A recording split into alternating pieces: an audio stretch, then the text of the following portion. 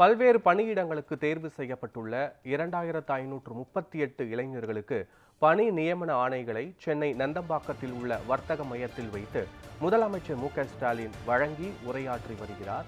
அந்த காட்சிகளை காணலாம். எம்ஆர்வி, டிஎன்யூ, எஸ்ஆர்பி உள்ளிட்ட தேர்வாணையங்கள் மூலமாகவும் நகராட்சி நிர்வாகம், கூட்டுறவுத்துறை, வருவாய்த்துறை மற்றும் பல்வேறு பொதுத்துறை நிறுவனங்கள் மூலமாகவும்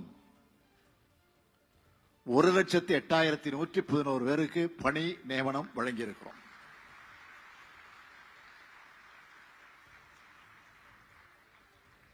திறன் மேம்பாட்டு கழகத்தின் மூலமாக நான் முதல் திட்டத்தில் வேலைவாய்ப்பு முகாம்களை நடத்தி 3,28,393 இளைஞர்களுக்கு வேலை வாய்ப்புகளை வழங்கியிருக்கிறோம். தொழிலாளர் மற்றும் வேலைவாய்ப்புத்துறை மூலம் வேலைவாய்ப்பு முகாம்களை நடத்தி 2,65,253 பேருக்கு தனியார் துறைகளில் வேலைவாய்ப்புகளை வழங்கியிருக்கிறோம். முதல் முறையா விளையாட்டுத் துறையில தேசிய மற்றும் உலக அளவில் சாதனை படைத்திருக்கக்கூடிய தமிழ்நாட்டு விளையாட்டு வீரர்களுக்கும் ஒதுக்கீடு வழங்கப்பட்டு அதன் மூலம் 84 நபர்களுக்கு இந்த ஆண்டு வேலைவாய்ப்பு வழங்கப்பட்டிருக்கு. நான் முதல் திட்டத்தில் பயிற்சி பெற்ற 89 இளைஞர்கள் பல்வேறு முக்கிய ஒன்றிய அரசினுடைய பணிகள்ல இடம் பிடிச்சிருக்கிறாங்க. அது மட்டுமல்ல, இந்த திட்டத்தில் படிச்ச 18 இளைஞர்களுக்கு பன்னாட்டு நிறுவனங்கள்ல வேலை வாய்ப்பு ஏற்படுத்தி தரப்பட்டிருக்கு. இப்படி மொத்தம் 6,41,664 பேர் கடந்த 4 ஆண்டுகள்ல பணி நியமனம் பெற்றிருக்காங்க. இதெல்லாம் நம்முடைய தொடர் முயற்சிகளுக்கு, மாணவர்களுக்கு வழங்கின திறன் பயிற்சிகளுக்கான பலன் இது. இந்த வெற்றி பயணம் தொடரவும்,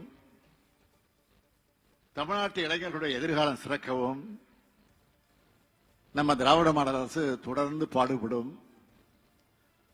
அமைதியான சூழல், சிறப்பான சட்டம் ஒழுங்கு, திறமையான இளைஞர்கள், தொழில் வளர்ச்சிக்கு தேவையான உட்கட்டமைப்பு வசதிகள், நம்முடைய உழைப்பு மற்றும் தொலைநோக்கு பார்வையோட நாம முன்னெடுக்கிற திட்டங்களால தமிழ்நாடு இன்னைக்கு தொழில் வளர்ச்சியில இந்தியாவிலேயே முன்னணி மாநிலமா இருக்கு. பல்வேறு இந்திய நிறுவனங்களுக்கும் எம்என்சிகளுக்கும் தமிழ்நாடு தான் முதலீடுக்கான டெஸ்டினேஷன். கடந்த 4 ஆண்டுகள்ல உற்பத்தி துறை, ஐடி துறை, கட்டுமான துறைன்னு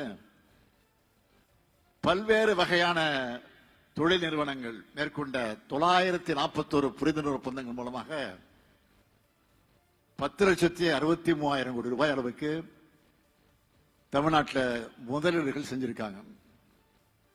இதனால 2,30,856 பேருக்கு வேலை வாய்ப்பு கிடைச்சிருக்கு. இன்னைக்கு உங்களுக்கெல்லாம் அப்பாயின்மெண்ட் ஆர்டர் வழங்கி இருக்கிறேன்.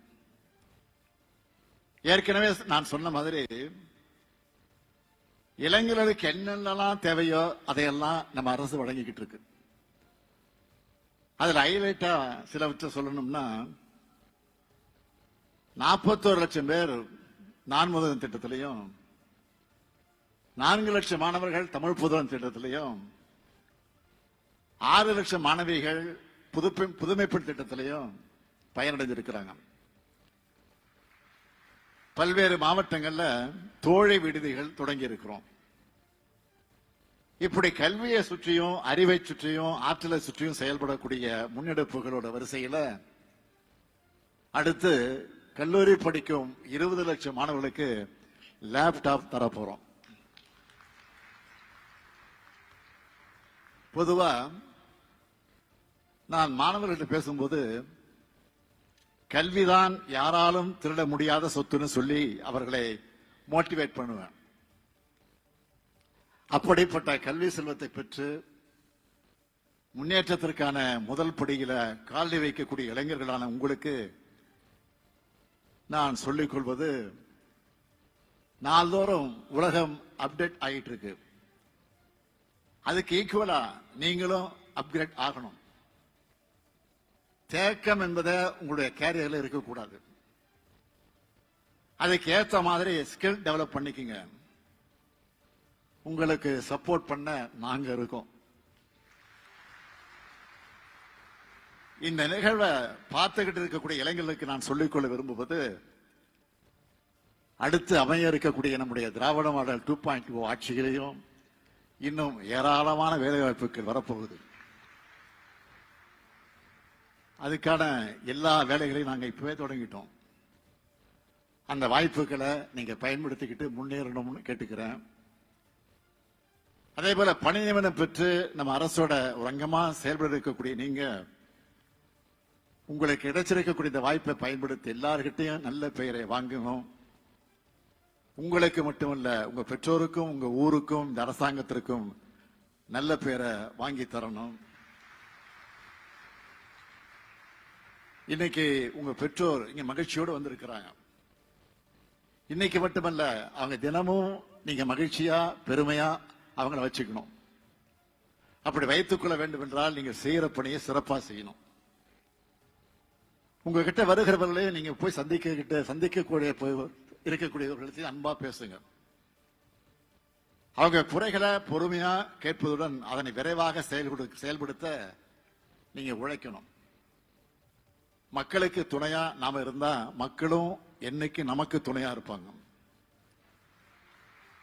கண்ணியத்தோட கடமையாற்றி மக்களுக்கு சேவையாற்ற உங்களை வரவேற்று உங்களுடைய செயல்பாடுகளால அரசுக்கு நல்ல பெயரை வாங்கி தர வேண்டும் என்று கேட்டு விடைபெறுகிறேன். நன்றி, வணக்கம்.